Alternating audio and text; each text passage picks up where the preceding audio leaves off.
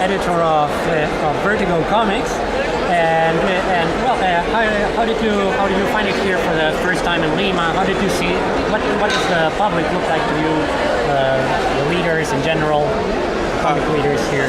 It's amazing. The people are so passionate about comics. They seem to know the work, which is always exciting, and I just am overwhelmed by how well run it's been and how organized, and the turnout of fans and the cosplay, which is amazing. It's just been an incredible weekend. Great, and have people been maybe showing off their work to you? Have you been seeing anything of what the people are drawing here in Peru like? What's your opinion in general? Yeah, absolutely. I've seen artists, I've done portfolio reviews, I've seen a couple of artists, really talented guys that really should be working right now, probably in American comics. You know, hopefully we can get them some jobs soon. Yeah, I've seen a lot. It seems to be kind of all over the place, whether it's on the web or independent comics. You know, it's like the scene. They're trying to develop more of a scene. But people's enthusiasm is really like the key thing. People seem to really be passionate about it. Whether they're going to make a lot of money at it or not, it doesn't seem to really matter, which is really always the best way to go.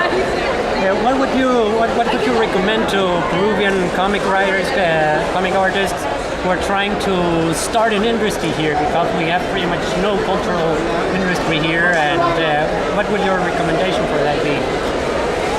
Well, I mean, it's tricky. It depends what your motivation is in terms of, you know, publishing in general is kind of shrinking, so it's harder to make money than it used to be at it. But for the most part, I mean, it's like you really want to start with like the love of doing it for the sake of doing it, you know, and then hopefully those other things will come.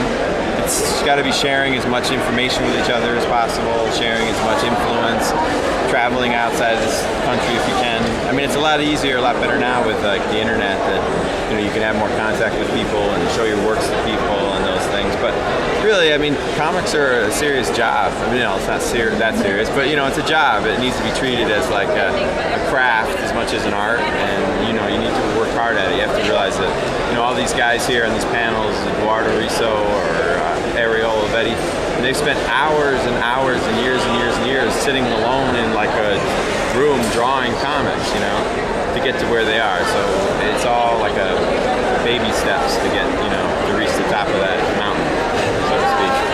If that makes sense. Yes. And about the cosplay, please? Cosplay. Yeah. What did you think about the cosplay in general? The cosplay was spectacular. I was expecting much more manga, and it was much more superhero stuff, which is really cool.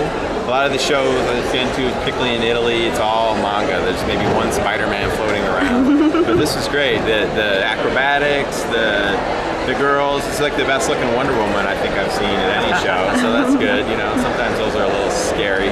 But yeah, it's incredible. I love how much the people who do it are so into doing it, you know, making their own costumes and sharing with each other. It's really great to see, you know.